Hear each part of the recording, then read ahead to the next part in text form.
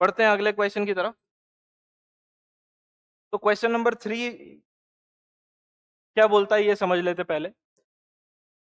तो क्वेश्चन ये बोलता है कि vertical spring with force constant k is fixed on a table, a ball of mass m at a height h above the free upper end of the spring falls vertically on the spring so that the spring is compressed by a distance d. The net work done in the process is. Situation कुछ ऐसा है, मान लेते हैं ये table का surface है या फ्लोर है जो भी है, और यहां पर एक स्प्रिंग लगा है। स्प्रिंग का कांस्टेंट जो है वो k है, और यहां से एक ब्लॉक है जिसका मास m है, इसको हमने ड्रॉप किया।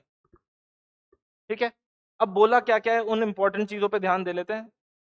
बॉल या ब्लॉक जो भी है उसका मास m है, और इसको h height above the free upper end of the spring, मतलब स्प्रिंग का जो फ्री एंड है उससे h हाइट ऊपर से छोड़ा गया। ठीक है, इसको h हाइट ऊपर से छोड़ रहे हैं हम। ठीक है, अब स्प्रिंग जो है वो कितना कंप्रेस हो रही है, d डिस्टेंस। तो एक बार ये ब्लॉक आकर के स्प्रिंग को हिट करेगा तो स्प्रिंग को नीचे दबाएगा, और जब स्प्रिंग नीचे दबेगी तो सवाल में ये बोला है कि स्प्रिंग d डिस्टेंस से नीचे दबती है। स्प्रिंग कितना दब रही है, d डिस्टेंस से नीचे दब रही है।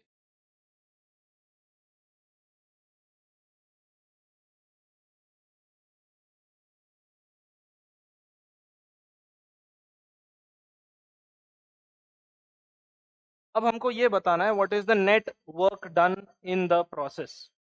इस पूरी प्रोसेस में जो टोटल वर्क डन है वो कितना है। अब नेट वर्क डन निकालने के लिए यहाँ पे हमको पहले तो सिचुएशन समझनी होगी। सिचुएशन समझते हैं हो क्या रहा है यहाँ पे। जैसे ही हमने ब्लॉक को रिलीज किया, ब्लॉक की पोटेंशियल एनर्जी इसकी काइनेटिक एनर्जी में कन्वर्ट हुई, और वो काइनेटिक एनर्जी में जैसे ही कन्वर्ट हुई, और फिर ब्लॉक ने जब स्प्रिंग को आके हिट किया तो स्प्रिंग को नीचे दबाया। ठीक, जब ब्लॉक स्प्रिंग को नीचे दबाएगा अपने मोमेंटम की वजह से, अपनी काइनेटिक एनर्जी की वजह से, तो क्या होगा, स्प्रिंग कॉम्प्रेस होगी, और स्प्रिंग कॉम्प्रेस होगी तो वो वापस अपने ओरिजिनल स्टेट में जाना चाहेगी। इसीलिए डब्बे पे फोर्स लगेगा ऊपर की तरफ। स्प्रिंग जो है वो ब्लॉक पे किधर फोर्स लगाएगी, ऊपर की तरफ। अब क्योंकि ब्लॉक पे ऊपर की तरफ फोर्स लगाएगी स्प्रिंग, नीचे की तरफ फोर्स लगाएगा ग्रेविटी, तो एक पॉइंट आएगा जब ब्लॉक दोबारा जाकर के रुक जाएगा। अब जहां ब्लॉक रुका है वहां सोच के देखो काइनेटिक एनर्जी कितना है पूरे सिस्टम का, 0। और इनिशियली काइनेटिक एनर्जी कितना है पूरे सिस्टम की अगर बात करें तो वो भी 0। ठीक, काइनेटिक एनर्जी में कोई चेंज ही नहीं आया, तो अब हम वर्क डन कैसे निकालेंगे। तो ध्यान से समझो, यहाँ पर कॉन्सेप्ट जो यूज करना है वो है वर्क काइनेटिक एनर्जी थ्योरम।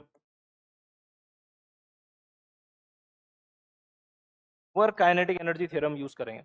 अब वर्क काइनेटिक एनर्जी थ्योरम क्या बोलता है, वर्क काइनेटिक एनर्जी थ्योरम ये कहता है कि work done by all the forces is equal to change in kinetic energy of the system.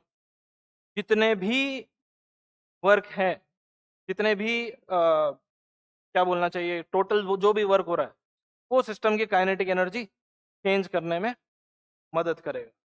ठीक,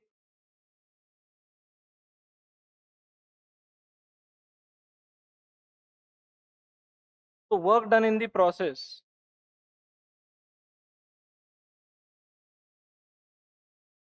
होगा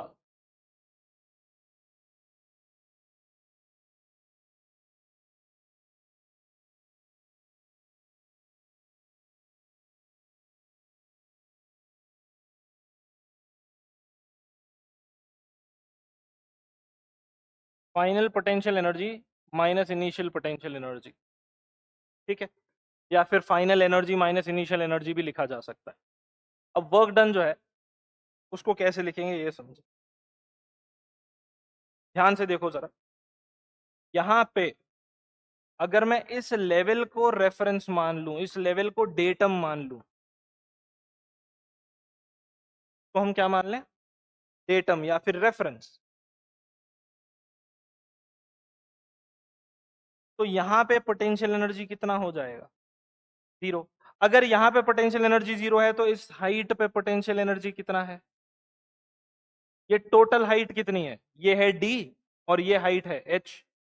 ठीक है, तो यहाँ पर पोटेंशियल एनर्जी हो जाएगा M G H plus M G D, अगर इस लेवल के पोटेंशियल एनर्जी की बात की जाए तो। अच्छा, एक चीज और, सवाल में ये जो डी डिस्टेंस है ना, ये कोई इंटरमीडिएट डिस्टेंस दिया हुआ है, कोई जनरल डिस्टेंस दिया हुआ है, जरूरी नहीं है कि यहाँ पर काइनेटिक एनर्जी जीरो हो।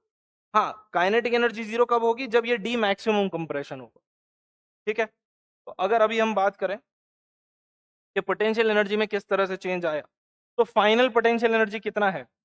फाइनली इस डब्बे के पास ग्रेविटेशनल पोटेंशियल एनर्जी नहीं है, क्योंकि डब्बा यहाँ पे इस डेटम पे है, इस रेफरेंस पे है, तो इसके पास ग्रेविटेशनल पोटेंशियल एनर्जी नहीं है। जो भी एनर्जी है वो स्प्रिंग के पास है, spring potential energy, elastic potential energy. अब वो स्प्रिंग या इलास्टिक पोटेंशियल एनर्जी कितना होगा? वो होगा हाफ के डी स्क्वायर, इतना होगा, ठीक। हाफ के डी स्क्वायर जो है वो होगी potential energy stored in spring, जो कि final potential energy, minus initial potential energy कितनी है? तो इनिशियली स्प्रिंग तो अपनी नेचुरल लेंथ में थी, तो इसके पास कोई एनर्जी नहीं होगी। जो भी एनर्जी होगी किसके पास होगी? इस डब्बे के पास होगी। और डब्बे के पास कितना एनर्जी हो जाएगा? डब्बे के पास अगर हम देखें तो एनर्जी हो जाएगा M G H plus M G D. तो इसको ऐसे लिख सकते हैं, M G H plus M G D. इन दोनों में से अगर हम एम जी कॉमन लें तो वर्क डन जो है वो आ जाएगा कितना? एम जी, इसको पहले ऐसे लिख लेते हैं, हाफ के D square minus M G into H plus D.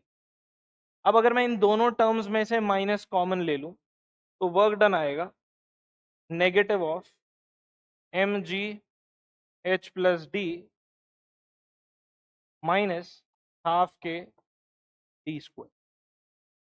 Okay, तो जो मोस्ट अप्रोप्रिएट आंसर है वो हो जाएगा M G H plus D minus half के डी स्क्वायर, ठीक है।